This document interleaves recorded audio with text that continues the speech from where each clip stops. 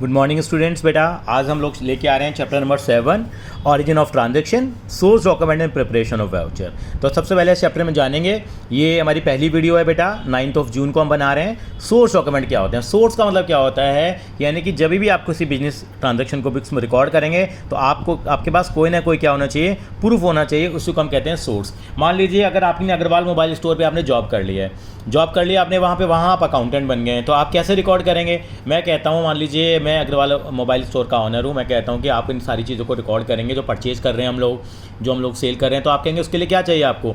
कोई ना कोई डॉक्यूमेंट्री एविडेंस तो चाहिए। उन डॉक्यूमेंट्री एविडेंसेस का नाम क्या होता है बेटा? एक तरह का सोर्स डॉक्यूमेंट होता है हमारे पास। क्या होता है?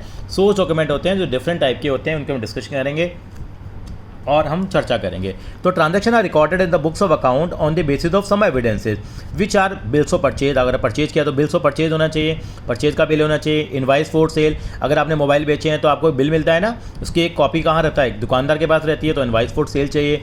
डेबिट और क्रेडिट नोट, इसके ऊपर भी चर्चा करेंगे हम लोग।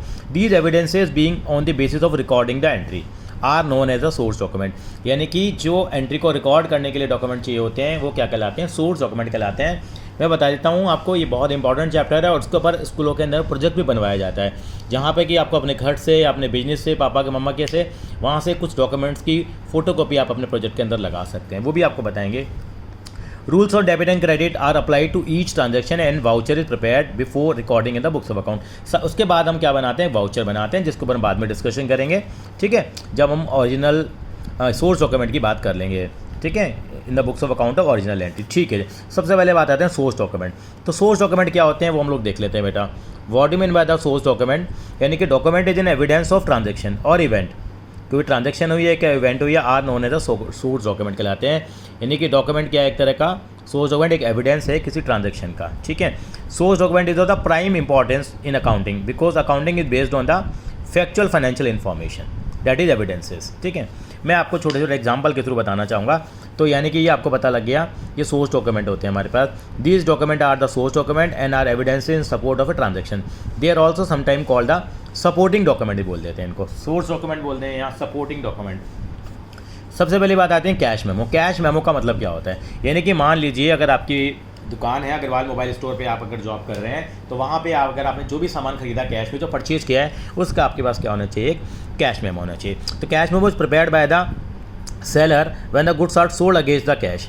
यानी कि अगर हम दोनों के पॉइंट ऑफ व्यू से सोच सकते हैं हम लोग, परचेजर सेलर के पॉइंट ऑफ व्यू से। यहाँ कैश मेमो का मतलब क्या है? It is prepared by the seller, ये सेलर बनाता है। यानी कि अग्रवाल मोबाइल स्टोर ने मान लीजिए कोई सामान बेचा, तो seller of the goods when goods are sold against cash.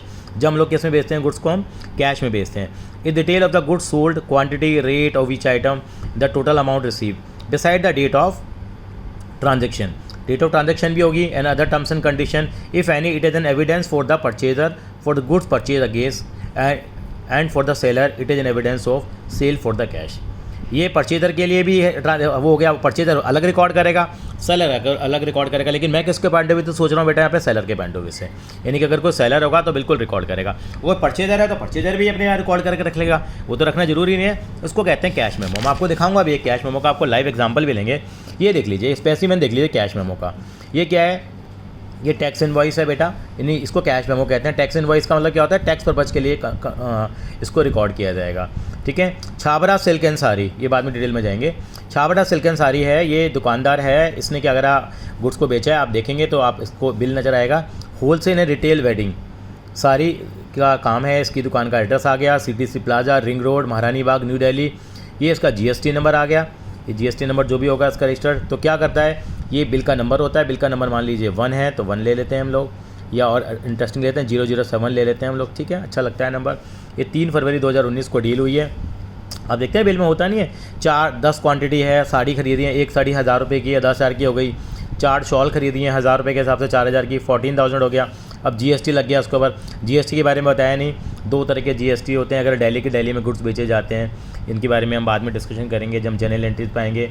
इसको बोलते हैं सेंट्रल GST और उसको बोलते हैं हम लोग क्या? SGST, इसका मतलब स्टेट GST। 840 ये चैप्टर वैसे बाद में होना चाहिए था, लेकिन कोई बात नहीं, थ्योरेटिकल हम कर लेंगे। तो GST लगने के बाद 1680 रुपये हो गया और ये 15,680। Goods one sold will not be taken back.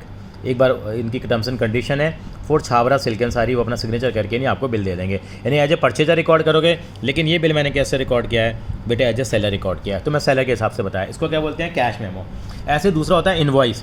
अगर हम क्रेडिट पे अगर कोई सामान बेचेंगे तो क्या रखा जाएगा हमारे पास, उसको इनवॉइस बोल देते हैं। क्या बोलते हैं हम लोग, इनवॉइस बोल देते हैं। मैं आपको छोटी सी बात बताता हूँ बेटा, मैं बताता हूँ, देखिए आपको छोटी सी एग्जांपल, ये क्या बना हुआ है बेटा, बिल्स ऑफ परचेज। अगर आपको नजर आ रहा हो, ये मैंने अपने घर के कुछ बिल्स रखे हुए बाई चांस घर पे है तो आपको बता रहा हूँ। यानी कि मैं सेलर नहीं हूँ, मैं तो परचेजर हूँ।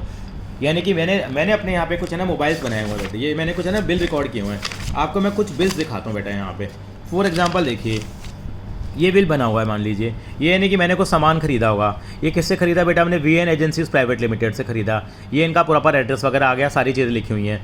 ये हमारा कैश बिल बना हुआ है बेटा। क्या बना हुआ है, ये हमारे पास कैश बिल बना हुआ है। इनवॉइस है, ऑब्लिक करके यहाँ पे इसको हम लोग कैश बिल भी लिख सकते हैं, क्योंकि वो एक ही बना लेते हैं। इसके ऊपर हम कैश बिल लिख देंगे हम लोग। ये मेरा एड्रेस आ गया, रविंद्र अग्रवाल, हमारा ये 28 सुभाष पार्क वगैरह एड्रेस आ गया, पूरी डिटेल वगैरह लिखते हैं। इस तरीके से मैंने बिल बना रखा है। ये मेरे पास बिल मैंने रिकॉर्ड कर रखा है, और ये मेरे पास ओरिजिनल बिल है। सेलर ने कौन सा बिल रिकॉर्ड कर रखा होगा उसका, बिल्कुल इसका उन्होंने डुप्लीकेट जो बिल होता है, इसकी जो कार्बन कॉपी है वो उन्होंने क्या कर रखी होगी बेटा, रिकॉर्ड कर रखी होगी।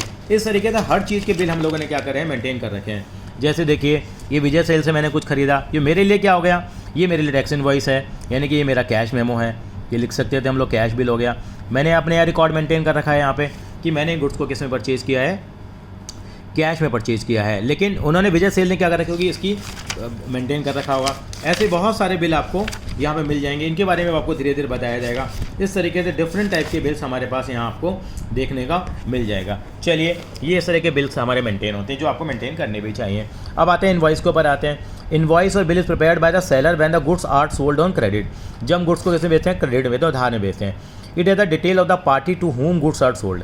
बिल्कुल, यहाँ ज़रूरी है हमारे को कि हम लोग किसको गुड्स बेचें, उस पार्टी का नाम लिखना यहाँ बहुत ज़्यादा ज़रूरी है। जैसे आप डेटर का कॉलम बनाते थे ना, कैश में बेचते हैं तो किसी का नाम थोड़ी लिखते थे।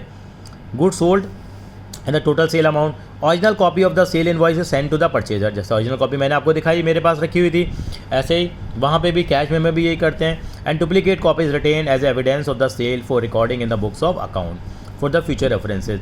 ये सारे किसकी बात कर रहे हैं बेटा, सोर्स डॉक्यूमेंट की बात कर रहे हैं। For the purchaser, credit purchase are evidences by the bill received from the supplier.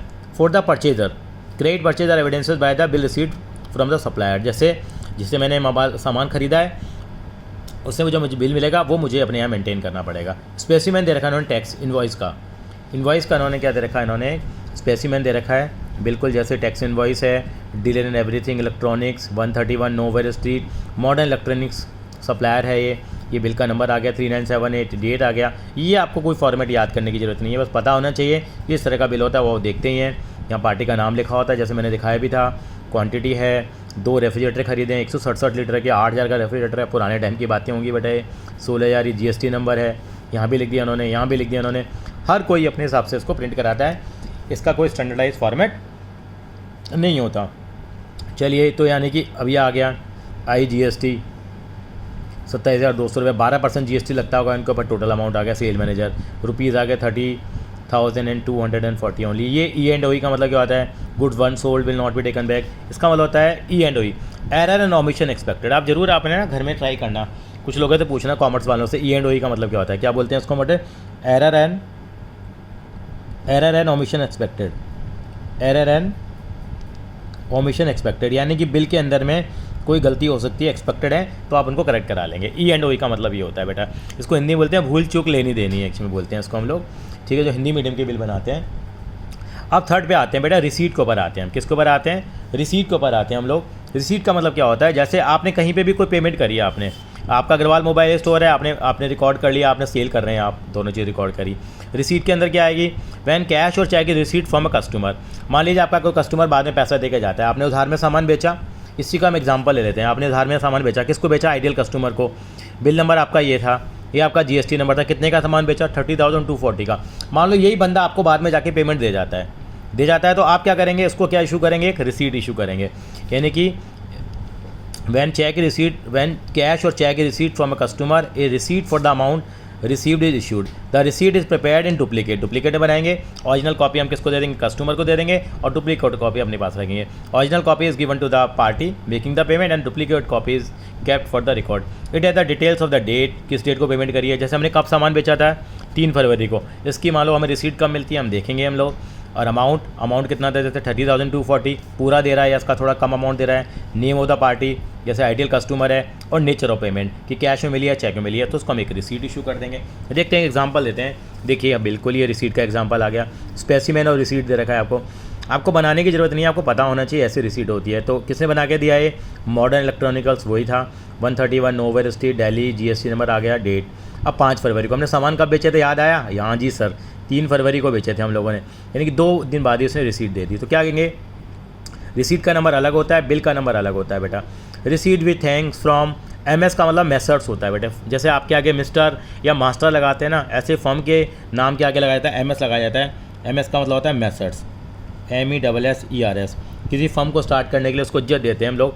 Message ideal customer fine city, a sum of rupees कितना 30,240, बिल्कुल ठीक है। इन किस में मिला है आपको? चेक से मिला है। यहाँ पे चेक को टिक और करना चाहिए था इनको। इन चेक नंबर कितना है 559891, ये चेक नंबर होता है। 5 तारीख को दिया गया है, 5 तारीख को दिया गया। ड्रॉन ऑन किस बैंक का चेक है?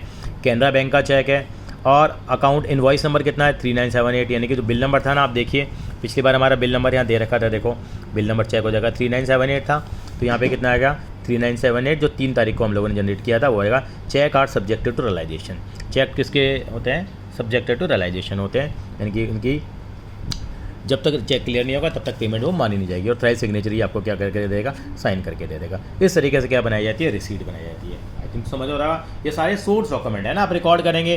भाई किसी कस्टमर ने पेमेंट कर दिया, आपने रिकॉर्ड करेंगे, किस बेस पे करेगा? इनके बेस पे करेंगे। अब चलते हैं किसके ऊपर बेटा? पेन स्लिप के ऊपर चलते हैं। किसके ऊपर चलते हैं हम लोग?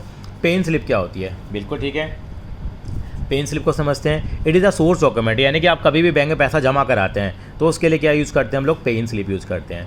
यानी कभी आप कौन कौन बच्चा बैंक में गया है ज़रूर बताना मुझे बेटा, ताकि पता लगे कि बैंक के अंदर कैसे कैसे होती है। जब पहली बार बैंक जाते हैं तो बड़ा और लगता है, पता नहीं। जब मैं पहली बार बैंक में गया था तो मुझे पता ही नहीं लग रहा था पैसा जमा कराने के लिए कौन सी स्लिप होती है। बहुत सारी स्लिप लगी होती थी, आजकल तो सेंट्रलाइज कर दिया गया है। It is a source document use for depositing cash और चेक इनटू द बैंक। अगर बैंक में कैश जमा कराएंगे और चेक जमा कराएंगे। पेन स्लिप, इसको बोलते हैं पेन स्लिप कहलाती है बेटा, है ना। ये आपको होगी। आप घर पे क्या करेंगे? अपनी मम्मा पापा से स्लिप ले लेंगे। अभी तो कोरोना का टाइम चल रहा है, बैंक तो मत जाइए आप, लेकिन अगर घर में रखी हुई हैं तो आप एक फिल करने की प्रैक्टिस जरूर करेंगे। It is available from the bank. It is a counterfoil which is retained by the depositor. Depositor का मतलब जो जमा करा रहा है। मान लीजिए मैंने पैसा जमा कराया, अभी हम एग्जांपल लेंगे, मैंने पैसा जमा कराया तो इस वाले पोर्शन को हम काउंटरफॉइल बोलते हैं। यानी कि ये पूरी इस रिसीट होती है, ये पूरा पेन स्लिप है। किसका फॉर्मेट कर रहे हैं बेटा? ये पेन स्लिप का कर रहे हैं। इसके अंदर ये वाला पोर्शन क्या कहलाता है? आपका काउंटरफॉइल कहलाता है। यानी कि अब पैसे जमा होते हैं तो बैंक इसके ऊपर आपको स्टैंप लगा करके आपको दे देगा और ये अपने पास रिकॉर्ड में रखेंगे, आपके पास प्रूफ हो जाएगा।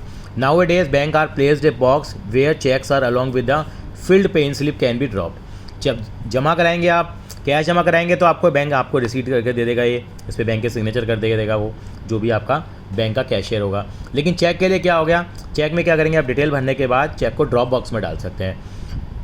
इन सच ए केस काउंटरफोलियो आर नॉट साइन। तो वहाँ पे जब चेक होता है तो वहाँ पे काउंटरफोल को साइन नहीं करते वो। The counterfoil of the pay in slip give detail regarding the date and amount, कितना है इन कैश और चेक है। स्पेसिमन दे रखा है पेन स्लिप का, ये पेन स्लिप का है। मैं छोटा सा एग्जांपल ले लेता हूँ। ये मान लीजिए हमने एक्सिस बैंक के अंदर पैसा जमा कराया है। किसके अंदर जमा कराया है? एक्सिस बैंक में जमा कराया है। देखिए कैसे भरते हैं यहाँ पे। ये ट्रांजैक्शन आईडी नंबर होता है, बैंक भरता है, यहाँ पे अकाउंट नंबर डलता है। मान लीजिए हम अपने हिसाब से कोई भी अकाउंट नंबर यहाँ ले लेते हैं, इतने डिजिट का नंबर ले लेते हैं। मैं लास्ट के नंबर लिख देता हूँ, मान लीजिए 137। यहाँ पूरा ये 15 या 16 डिजिट का नंबर आता है। आज का आप सारे डिजिट यहाँ भर देंगे। नेम, अब आज का डेट है जैसे 9 जून 20, आप यहाँ भर देंगे। ये अकाउंट नंबर आ जाएंगे आपके पास, आगे के डिजिट आ जाएंगे। For the credit of current account, ये करंट अकाउंट का दे रखा है। आप यहाँ पे इसको कट कर दीजिए। वैसे ऑप्शन होती है सेविंग ऑब्लिक करंट, तो हम यहाँ क्या लिख देंगे बेटा? सेविंग अकाउंट लिख देंगे यहाँ पे। Please use separate slip for the local और out station cheque and cash. ये अलग करनी है, हर किसी का अपना अपना फॉर्मेट होता है बेटा। अलग शीट इनके लिए यूज़ करनी है, डिटेल में यहाँ नहीं जाएंगे। नाम डाल देंगे, मान लीजिए किसके अकाउंट में पैसा जमा करा रहे हैं आप। मान लीजिए मेरे अकाउंट में पैसा जमा कराया है मैंने, तो मैं अपना नाम लिख दूंगा रविंद्र अग्रवाल। अब मैंने चेक जमा कराया, कैश चेक जमा कराया, तो यहाँ डिटेल आती है चेक की, वो भी करेंगे हम लोग। मान लीजिए कैश जमा कराया 10,000 रुपये मान लो। अब 1000 का करेंसी तो आता नहीं है, पुराना वाला है बेटा। 500 की करेंसी जमा कराई, मान लो मैंने 10,000 जमा कराया, तो कितने नोट जमा कराए होंगे? बिल्कुल यहाँ लिख देंगे 20 नोट्स हो गए। कितने हो गए बेटा? ये ये 10,000 रुपये हो गए। बाकी अगर कुछ डिटेल होती तो लिख देते हैं। यहाँ कितना आ जाएगा टोटल बेटा, 20,000 आ जाएगा। रुपीज़ यहाँ लिख देंगे, वर्ड्स में क्या 20,000। सिग्नेचर डिपॉजिटर के मैंने जमा कराए हैं तो मेरा नाम आ जाएगा, या मान लो कि मैंने अपने किसी क्लर्क को या किसी और को भेज दिया एम्प्लॉय को तो वो अपने साइन कर देगा। ये सारे बैंक के काम होते हैं, ये हमारा जमा हो जाएगा बेटा, ठीक है। यहाँ पे भी आपको डिटेल लिखनी पड़ेगी। यहाँ पे क्या लिखेंगे, 9 जून लिखेंगे, ठीक है। आप क्रेडिट यहाँ पे क्या लिख देंगे, आप सेविंग अकाउंट भी कई तरह के होते हैं, सेविंग अकाउंट, करंट अकाउंट, बाद में चर्चा करेंगे, या BST में आप पढ़ लेंगे बेटा। या यहाँ पे अकाउंट नंबर आएगा, आगे के 16 डिजिट लिख देंगे, लास्ट के डिजिट में 137 है। नेम आ जाएगा, क्या नाम आ जाएगा, आप जरूर भर के देखना बेटा। पापा से कहना पापा मेरे को पढ़नी है। और काफ़ी लोगों ने तो एक्सपीरियंस किया भी होगा Ravindra Agarwal. Detail of cash जमा कराया, तो कैश कितना कैश जमा कराया था, देखो यहाँ गलत हो गया ना, देखो 20,000 लिख दिया था मैंने, ये गड़बड़ हो जाता है। अभी इसको 40 नोट कर लेते हैं बेटा, कितने कर लेते हैं 40 नोट। काफ़ी लोगों ने नोटिस कर भी लिया होगा, 20,000 हो गया। ये गलतियाँ लग जाती है, सुधारनी पड़ेंगी बेटा गलतियाँ। बैंक वाला खुद ही आपको बोल देगा बेटा दोबारा स्लिप भरो या उसमें करेक्शन कर लीजिए। यहाँ 20,000 आ जाएगा, यहाँ भी क्या आएगा 20,000 आ जाएगा, यहाँ भी क्या आ जाएगा बेटा, यहाँ पे 20,000 रुपीज़ लिख देंगे। तो बहुत छोटा है तो इसलिए ज़्यादा ढंग से नहीं लिख पा रहा मैं। अच्छा मान लीजिए अगर चेक से जमा कराते तो क्या आता, तो यहाँ पे बैंक का नाम आता जिसका चेक जमा कराया। मान लीजिए चेक है, मान लीजिए ये मेरा ही चेक बना हुआ है बेटा, ठीक है। यहाँ पे ये मेरा चेक बना हुआ है। मैं एक काम ज़रूर करूँगा बेटा, यहाँ पे मैं अपना अकाउंट नंबर ज़रा हाइड कर लेता हूँ बेटा। यहाँ पे ये मैं अपना अकाउंट नंबर क्या कर लिया मैंने, यहाँ पे हाइड कर लिया, नहीं तो आप सभी को मेरा अकाउंट का बैलेंस पता लग जाएगा, चेक कर लेंगे, सारी चीज़ों को अवॉइड करेंगे, ठीक है। ये हमारा जैसे मेरा क्या है, ये चेक बना हुआ मान लीजिए, ठीक है। जैसे मेरा अकाउंट है IOB बैंक के अंदर में, अब जमा कराएंगे, मान लो किसी ने आपको चेक दिया है 20,000 रुपये का ही, तो आप क्या करेंगे, ये 2 नंबर होते हैं बेटे इसके अंदर में। जैसे रविंद्र अग्रवाल हो गया, उन्होंने चेक दिया, ये क्या है चेक नंबर कहलाता है, ये 2 नंबर होता है। इसको नहीं लेते बेटा, ये वाला नंबर कहलाता है चेक नंबर कहलाता है। ये MICR नंबर होता है बेटा, इसकी हमें कोई ज़रूरत नहीं है। 922717 ये चेक नंबर होता है। अगर ये चेक जमा करा रहे होते हैं तो बेटा यहाँ पे हम बैंक का नाम लिखते हैं, कौन सी बैंक है, जैसे आप देखिए आपको नज़र आ रहा होगा इंडियन ओवरसीज़ बैंक, तो यहाँ पे क्या लिख देंगे इंडियन ओवरसीज़ बैंक। ब्रांच क्या लिखेंगे आप, यहाँ पे ब्रांच कौन सी है, देखिए यहाँ पे द्वारका ब्रांच है, यहाँ पे क्या लिख देंगे, यहाँ पे द्वारका लिख देंगे। और क्या आ जाएगा आपका बेटा, यहाँ चेक नंबर आ जाएगा आपका। ये चेक नंबर कितना है बेटा 902717 करके यहाँ पे क्या आ जाएगा बेटा, ये चेक नंबर आप यहाँ लिख देंगे और 20,000 आ जाएगा। बाकी एक फिर कैश की डिटेल यहाँ नहीं आएगी। ये पे इन स्लिप कहलाती है, ये भी हमारा क्या होता है बेटा, एक सोर्स डॉक्यूमेंट होता है। चलिए जी आगे चलते हैं। नेक्स्ट हमारे पास चेक है, चेक ही दिखा रहा था। Cheque is a document in writing में होता है, drawn upon the bank with which the account is held, जिसके साथ हमारा अकाउंट बना होता है, and is payable on demand. बताता हूँ कि चेक को भी रिकॉर्ड करते हैं हम लोग, चेक से पेमेंट आती हैं, चेक से पेमेंट जाती हैं, तो आपको क्या करना पड़ेगा, चेक के बारे में बता रखा है। चेक से पेमेंट लेना देना भी क्या माना जाता है, एक सोर्स डॉक्यूमेंट माना जाता है। In the bank supply the cheque form, कौन देता है चेक, बैंक देता है। The name of the party to whom payment is to be made is written after the word pay to. इसका मतलब क्या होता है बता देता हूँ। पे टू का मतलब क्या होता है, then amount is written both in words and figures, words में लिखा होता है, फिगर्स में लिखा जाता है। Cheque is dated and signed by the drawer, drawer का मतलब जो बंदा चेक दे रहा होता है। Cheque detail are entered on the counterfoil which remains with the account holder, एक काउंटरफॉल होती है चेक बुक की भी, वो भी आपको बताएंगे। And source voucher for recording the transaction in the books of account, जो उसकी काउंटरफॉल होती है वो हमारी क्या कहलाती है। इन्होंने भी ये चेक का इन्होंने फॉर्मेट दिया, ये थोड़ा सा ब्लर आ रहा है तो इसलिए मैंने आपके लिए बेसिकली एक चेक का अमाउंट यहाँ ले लिया है कि चेक हम कैसे भरते हैं वो बता देता हूँ आपको। यानी कि आपको किसी को चेक देना हो तो कैसे लिखते हैं चेक, आप हमेशा लिखेंगे, मान लीजिए मैंने राजेश को चेक दिया है, किसको दिया है राजेश, तो यहाँ पे क्या लिखूँगा मैं, ये मेरा चेक ख़राब हो गया अब, ठीक है, राजेश कुमार को चेक दिया, ये चेक कहलाता है हमारे पास। चेक के अंदर बता दिया, यहाँ पे डेट लिखेंगे, ये 3 महीने के लिए वैलिड होता है, 3 महीने के बाद चेक आपका बेकार हो जाता है। यानी कि मान लीजिए आज हमने चेक दिया है 9 जून 2020 को हमने चेक दिया, ठीक है। मान लीजिए हमने किसी को चेक दिया, कितने रुपए का दिया, मान लीजिए बताओ कितने का दे देते हैं हम लोग, ये 40,000 रुपये का चेक हमने दे दिया। मान लीजिए कितने का चेक दे दिया बेटा, 40,000 का चेक हमने दे दिया, तो यहाँ लिखेंगे 40,000, ये आपका उसमें आ गया। यहाँ क्या लिखेंगे, यस 40,000 ओनली, 40,000 लिखेंगे बेटा यहाँ पे। और यहाँ पे आप अपने क्या कर देंगे, यहाँ पे सिग्नेचर कर देंगे यहाँ पे। ये इस तरह से चेक दिया जाता है बेटा, ठीक है। ये कहलाता है, ये बेयरर चेक हुआ, ये क्या हो गया, बेयरर चेक हो गया। यानी कि इस चेक का मतलब क्या होता है, जैसे राजेश कुमार इस चेक को लेके जाएगा, विंडो पे जाएगा, बैंक की विंडो पे जाके चेक दे देगा, सर मुझे पेमेंट दे दीजिए, तो बैंक क्या देगा, आपको एक टोकन दे देता है, नॉर्मली टोकन देगा। 5 मिनट के बाद आपको चेक आप जब दे देंगे बैंक को, बैंक चेक कर लेगा कि रविंद्र अग्रवाल के अकाउंट में पैसे हैं नहीं, आपको कौन सी बैंक में जाना पड़ेगा, इंडियन ओवरसीज़ बैंक के अंदर ही जाना पड़ेगा, सेक्टर 10 द्वारका में। वहाँ जाके आपको क्या मिल जाएगा बेटा, ये चेक की क्या मिल जाएगी बेटा, आपको पेमेंट आपको मिल जाएगी। आई थिंक सो क्लियर हो गया होगा आपको बेटा। अब यहाँ पे क्या करना है बेटा, आपको एक छोटी सी बात और देखनी है आपको यहाँ पे। इतना करने के बाद अब आपको छोटी सी बात बता, अकाउंट पे का मतलब क्या होता है। अगर मान लीजिए आपने यहाँ पे 2 क्रॉस लाइन कर दी, आपने 2 क्रॉस लाइन कर दी, इसका मतलब अगर मान लीजिए आपसे चेक गुम भी जाता है, चेक गुम जाता है तो राजेश कुमार को जो पेमेंट मिलेगी, राजेश कुमार को अपने पेमेंट देने के लिए बोला, तो क्या होगा, राजेश कुमार को पेमेंट मिलेगी इस चेक की, तो इस बात का ध्यान रखें, तो ये राजेश कुमार के अकाउंट में जमा होगी, आपको काउंटर पेमेंट नहीं मिलेगी। अगर आपने दो लाइनें नहीं खींची तो आपको कैश मिल जाएगा जाके बैंक से, लेकिन अगर आपने 2 लाइनें खींच दी हैं, इसका मतलब आपको जो पेमेंट मिलेगी वो आपके अकाउंट में आएगी बेटा। तो यानी कि हमेशा याद रखिए, जब किसी को चेक दें तो आप है ना 2 लाइनें ड्रॉ कर लीजिए, तो इसका मतलब क्या हो गया बेटा कि उस बंदे के अकाउंट में जाएगी। कल को आपसे चेक गुम गया तो ये नहीं कि कोई राजेश कुमार बन के चला जाए, कि बैंक के पास से कोई भी जाता है राजेश कुमार बैंक, जरूर नहीं है कि आपकी आईडी चेक करे, वो आपकी कैश पेमेंट लेके आ सकता है। लेकिन ऐसा होगा तो क्या होगा बेटा कि 2 लाइनें क्रॉस कर दी तो राजेश अकाउंट के अकाउंट में पैसे आएंगे, कल को घूम गया तो आपको पता लग जाएगा किस बंदे ने पेमेंट आपके लिए है, तो ये सेफ हो जाता है। या तो 2 लाइनें क्रॉस कर लीजिए, या आप खाली यहाँ पे क्या लगा दीजिए, यहाँ पे अकाउंट पे ही वर्ड लिख दीजिए, खाली लाइनें जमाने की जरूरत नहीं, खाली अकाउंट पे ही लिख दिया तो भी चल जाएगा। या 2 लाइनें क्रॉस करके अकाउंट पे ही लिख दिया, तीनों का मतलब आप अपने लेवल पे आप सभी सेम समझ लीजिए, चाहे आपने क्रॉस लाइन लिख दी हो, चाहे आपने अकाउंट पे ही लिख दिया हो, चाहे 2 लाइनों के बीच में अकाउंट पे ही लिख दिया हो। मान लीजिए अब आप ये चेक लेके गए और चेक आपका गुम गया, अब क्या होगा, अब तो राजेश के अकाउंट में पैसा जाएगा ना। मान लो ये चेक मान लो किसी को मिल जाता है, और मान लीजिए उस बंदे को चेक मिल गया, मतलब घनश्याम को चेक मिल गया, घनश्याम जाता है बैंक के अंदर में, घनश्याम को तो पेमेंट मिलेगी नहीं क्योंकि काउंटर पेमेंट मिल नहीं सकती है। राजेश कुमार को चला जाए तो राजेश कुमार को पेमेंट नहीं मिलेगी। घनश्याम कुमार फेसबुक पे जाता है, वहाँ जाके देखता है कि वो ढूंढने लगता है राजेश कुमार कौन है। राजेश कुमार बहुत सारे मिल जाते हैं, उसके साथ बात करता है, भाई मुझे जो चेक मिला है वो हम तेरे अकाउंट में जमा करा देते हैं, आधे आधे पैसे बांट लेंगे हम लोग ऐसा कर सकते हैं। तो यानी राजेश कुमार तो फेसबुक बहुत सारे मिल जाएंगे, तो वो पेमेंट निकाल लेंगे, जमा कराएंगे चेक को, उनके अकाउंट में पैसा ट्रांसफ़र हो जाएगा। मेरे से तो गुम गया था तो वो पैसा विड्रॉ कर सकते हैं। अब क्या करें हम लोग ऐसे फ्रॉड को बचने के लिए, सर ये तो आप सही कह रहे हैं, तो यानी कि अकाउंट पे लिखना भी सफिशिएंट नहीं है, तो अकाउंट पे लिखने के साथ साथ आपको बिल्कुल अगर आपको सेव करना है तो यहाँ पे लिख दिया करो आप सेविंग अकाउंट नंबर भी लिख दिया करो। यहाँ पे लिख दो सेविंग अकाउंट नंबर या एसबीआई अकाउंट नंबर। जैसे मान लीजिए अकाउंट नंबर है 167942092211 420 900 जो भी अकाउंट नंबर है वो अकाउंट नंबर लीजिए। तो पूरी दुनिया में राजेश कुमार तो सेम हो सकते हैं, यानी कि अकाउंट पे ही चेक की भी सुरक्षित नहीं है, लेकिन उसके आगे उसका अकाउंट नंबर लिख दीजिए। पूरी दुनिया में एक ही बंदा होगा जिसके पास ये अकाउंट नंबर है और इसका नाम राजेश कुमार भी है, तो this is on the safer side. I think so clear हो गया आपको चेक का कंसेप्ट। अब आगे चलते हैं, 2 हमारे पास रह गए हैं, वो हमारे पास आते हैं डेबिट नोट और क्रेडिट नोट।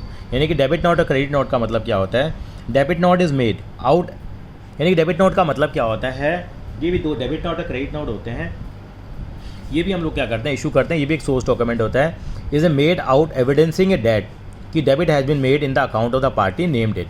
मैं एग्जांपल देता हूँ, मान लीजिए एक सेलर ऑफ गुड्स है, यहाँ आपने कुछ सामान बेचा। अगर आप सामान बेचते हैं तो एक छोटी सी बात बताइए, आपने किसी को उधार सामान बेचा तो आप क्या करते हैं, तो आप अपने गुड्स को कम करते हैं। आपको मालूम है आपके डेटर्स बढ़ जाते हैं। डेटर्स क्या होते हैं, डेबिट होते हैं बेटा, क्या होते हैं, डेबिट होते हैं ना। अगर आपने क्या करा, if the seller of the goods will make a debit note if he found that की goods have been invoice for less amount. आपने सामान बेचा 10,000 रुपये का, उसको बिल दे दिया 8,000 रुपये का, तो आपने 8,000 का बिल दिया होगा तो आपने 8,000 से डेबिट किया होगा ना उसको। बिल्कुल ठीक कह रहे हैं सर, मैंने 8,000 रुपये की अपनी एसेट बनी होगी, लेकिन 2,000 रुपये कम किया है, तो आप क्या इशू कर देंगे इसको, हाँ जी बेटा डेबिट नोट दे देंगे। यानी कि आप एक डेबिट नोट उसको भेज देंगे, भाई मैं 2,000 रुपये से तेरा अमाउंट तेरे अकाउंट को और डेबिट कर रहा हूँ क्योंकि मैंने तेरे को सामान बेचा था, वो गलती से मैंने 10,000 लिख दिया। सिमिलरली उल्टा समझ लीजिए, a purchase of goods will make a debit note if goods have been over invoiced. Over invoice का मतलब क्या हो गया, अगर ज़्यादा अमाउंट हम लोगों ने क्या करा उसके अंदर में रिकॉर्ड कर दिया। आप परचेज करते हैं तो पार्टी के अकाउंट को क्रेडिट करते हैं ना, अगर आपने ज़्यादा दिखा दिया तो उस पार्टी के अकाउंट को कम करेंगे, लायबिलिटी कम करेंगे, लायबिलिटी कम करेंगे तो क्या करेंगे सर, डेबिट करेंगे, तो डेबिट नोट का वहाँ पे यूज़ होता है।